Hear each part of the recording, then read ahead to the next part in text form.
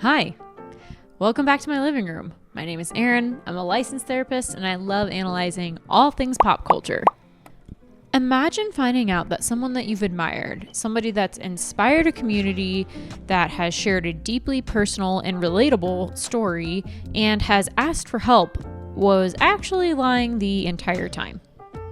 Well, then you'd be talking about Scamanda. And that's what we're going to be talking about today. I am breaking down the story of Amanda Riley, infamously known for faking cancer.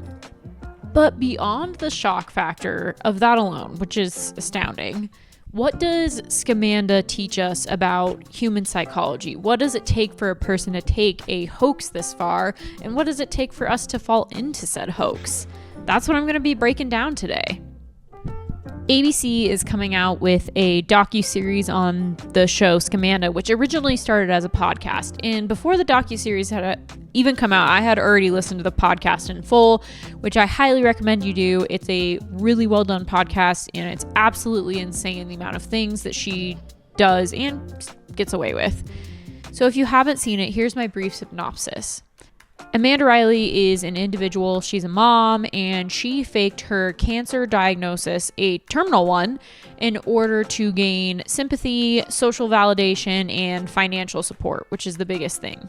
Over several years, she meticulously crafted an online persona through a blog in order to keep her family and friends updated on the progress of her cancer diagnosis. Through that, she managed to deceive all of her family, all of her friends, and her entire church-based community. The whole docuseries does a really good job, even though not all of the episodes are out yet. So far, it's done a great job of interviewing multiple people that were involved, that were close to Amanda, and really picking apart how this whole thing came to be and how it slowly unthreaded. Let's break it down. I'm just astounded that somebody can do this. Even as a therapist, when I sit there and I analyze this, I still am kind of dumbfounded that somebody could have the audacity to follow through with such an elaborate lie and such a significant one that has touched the lives of everyone. I don't know a single person who has not had some touch point with cancer in their life. I am drinking a cold brew today, so cheers, let's go, let's break it down and get started. So let's start with anatomy of a con, the pathological lying that went behind everything she did. Amanda Riley wasn't just any scammer. She wasn't like your typical New York, follow the ball under the cup type of scammer. She was meticulous. She fabricated medical records, she shaved her head, and she presented an online persona that pulled people into her story. This obviously wasn't just one lie. She was lying over and over and over again. It was sustained deception. Pathological liars often engage in deception, not just for financial gain. I think sometimes that can just be a side bonus to their pathological lying, but often it's for attention, validation, and the power of control. About a need to feel wanted and important. Many researchers have linked pathological lying to narcissistic personality disorder or even antisocial tendencies. So was Amanda just a desperate person that got caught up in her own lies, or was she doing this and authentically had no remorse for what she was doing? What I think might be a more fitting diagnosis, and again, I can't diagnose her because I do not know her. She is not my client. I have never formally treated her, none of that. So theoretically, what I think could be going on is Munchausen's. This is also called fictitious disorder imposed on self. Munchausen's is a mental health disorder in which individuals feign an illness in order to gain sympathy or attention. Often it is not associated with any financial gain. Usually the people continue to do it despite not having any sort of gain otherwise. So it's interesting that I argue that she could potentially have Munchausen's, considering how much she did financially profit from all of her schemes. But if you listen to the podcast and watch the documentary, you actually see that the financial donation and gain is like this very slow building. Like it kind of gets out of her own hands where all of a sudden it starts getting posted on social media and people are like, oh my gosh, support Amanda. We love her so much. Go to her website. Like people start reaching out to her. It just snowballs. So I think, in my opinion, just watching the show, I think that she did this originally for some reason to like gain validation or attention, because the whole reason she started her blog, I think, was to gain attention. Once she recognizes that she can get money out of this, she definitely starts pursuing that. But I think the original origin point for her was some semblance of need for her validation or self-worth. It's really possible that some part of this is some deeper psychological issue where she needs to be seen as suffering but strong. And that makes me question, like, what happened in your life that you feel like you need to present yourself in such a way or have so much power or control? People with Munchausen's often go great lengths to fabricate their illnesses. They fake test results, they exaggerate symptoms, they even go as far as to hurt themselves to prove that they're really injured or sick or ill. I heard her say, feeling dizzy. I need to get some water. So she exited the church and on the way back, fainted while simultaneously urinating on herself. They crave that emotional attention that comes with being seen as sick or ill. Amanda's actions were undoubtedly criminal. Like, it really is horrendous.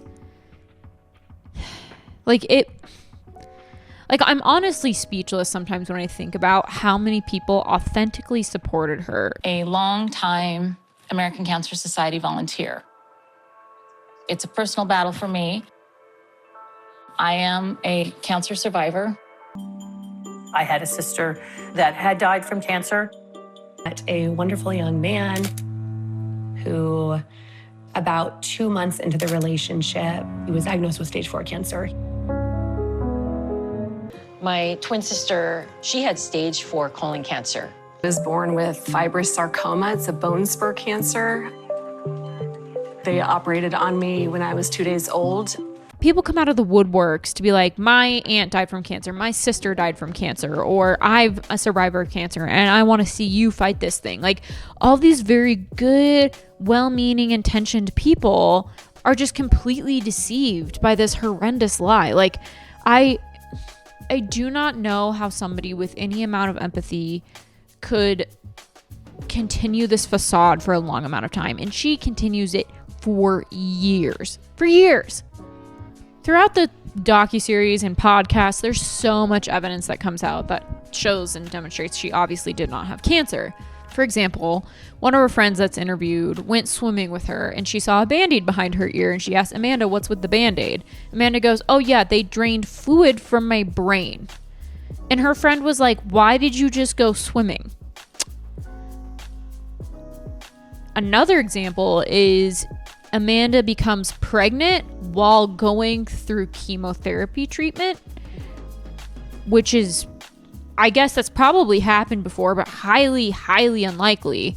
The real kicker is she told people that her pregnancy was reversing her cancer. I said, I thought you were dying. And she said, oh, the pregnancy is reversing the disease. The pregnancy is reversing the cancer. I'm not a medical doctor, but to my knowledge, that has never happened in history. So it all goes to say, like, why did we believe her? Why did we believe Amanda when this is like the biggest con of a lifetime? The answer to why is really layered and different for each person. So I'm going to generalize it a bit, but I think a lot of it can be pointed to cognitive biases. The first bias that I think is present enough in this to make us engaged in her story is authority bias. Amanda positioned herself as someone with credibility. She went to the doctor, she posted about the doctors, she posted about her medical treatments, her drugs, her drug trials she was a part of, and she's an individual of faith. She would talk at her church about her treatment and her faith in God. So she positioned herself as a person of authority. When someone appears to have authority or expertise, we're more likely to accept what they're saying as truth and not question it. The second bias is confirmation bias, and this is a common one that we do every single day. Once we believe something, we tend to focus on all the facts that support that thing rather than taking in all of the data points. All we're trying to do is confirm our viewpoint, so we only look at the supporting facts. even in the docuseries, there's multiple people that say, I didn't necessarily believe what she was saying, and I didn't want to know the truth. It was easier to not know. you know, I wanted to believe her. I wanted to trust her. And it was easier to do that than to actually think, what if she doesn't have cancer? And you sound like a terrible person even saying that out loud. It's the perfect crime. Nobody's going to question if you actually have cancer because no one believes that you're crazy enough to lie about having cancer. The third is emotional investment. And this one's easy. Like I said earlier, everybody has had some touch point with cancer in their life. And if you haven't, you are so incredibly lucky. That being said, this is a really easy thing to get emotionally invested in. When we emotionally connect to a cause, especially as one as serious as cancer, we want to believe that we're truly making a difference in doing something important. Amanda's scam thrived because it played on these psychological tendencies. But there's something deeper at work here, and I think it's that as humans, we want to believe in the goodness of other human beings. It feels better and often safer to live in trust than it does in constant skepticism. So even I think Amanda, consciously or subconsciously, was playing to this human need for belief in the goodness of humans. While I think it can be argued that Amanda could be suffering from Munchausen's, I think that there's a lot to be said still about her pathological lying. Some research shows that individuals who chronically lie actually start to believe their own lies. Their brains actually start to rewire, which results in cognitive dissonance reduction. This big fancy word is really just a way of saying that an individual's brain will convince themselves that lying is okay to ease the discomfort they feel about lying. So essentially, over time, Amanda most likely started to really think that her lie was okay and that she really doesn't need to feel as bad about it because maybe she feels like she's bringing awareness to cancer, or maybe she's supporting her family in this way and she justifies it that way. It makes sense to me that Amanda at some point in time had to have her brain rewire enough so that she feels justified in continuing and telling this lie. But beyond cognitive dissonance, one of the other really important factors that makes scams possible is compartmentalization. Scammers often separate their self-perception from their fraudulent behavior, allowing them to maintain an image of themselves that they're still a good person. Amanda very well could have justified her behavior by convincing herself that she's allowing other people to do something good. And then there's the role of narcissistic supplies. And even though we can't diagnose Amanda with a narcissistic personality disorder, scammers like her often present traits of narcissism, such as an inflated sense of self, a deep need for admiration, and a lack of empathy. For them, the validation of followers, the outpouring of support, and attention can all be as addicting as the money itself. Signs of narcissistic manipulation include mirroring, the victim mentality, and deflecting criticism, all which are present throughout the documentary and the podcast. Amanda mirrored the faith and values of her followers to make them feel emotionally connected with her and guarantee their support.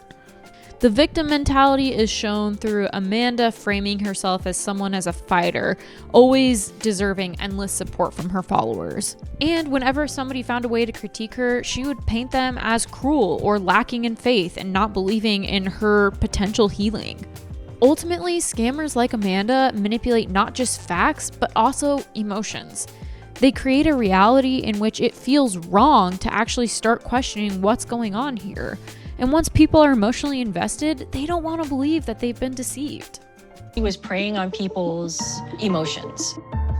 And what's really fascinating is I see a ton of overlap between the way her scam worked and the way people get recruited into cults. Cult leaders often employ very similar psychological tactics. They create a narrative to foster devotion, they emotionally manipulate in order to maintain loyalty, and they often isolate to prevent critical thinking. Charismatic leadership is one tactic from cult leaders, and Amanda fostered emotional connection that made people feel like they knew her and were connected to her, much like a cult leader would. very charming, very well liked. Amanda wanted to be inspirational and she wanted to help others. Amanda was kind of like a celebrity at FCC. She would start giving testimony from the stage. She could sit there in front of a room of over 1,000 people, give her testimony, and she would captivate us every time. It was so positive. She had charisma. Another tactic is groupthink and social proof, and the more people that believed Amanda's story, the harder it became to question, and the more of the black sheep you looked if you decided to question it. I think my mom kind of knew that something wasn't right, but you know, it's one of those things you just don't say out loud. And of course, fear and guilt manipulation are a classic psychological tactic from cult leaders.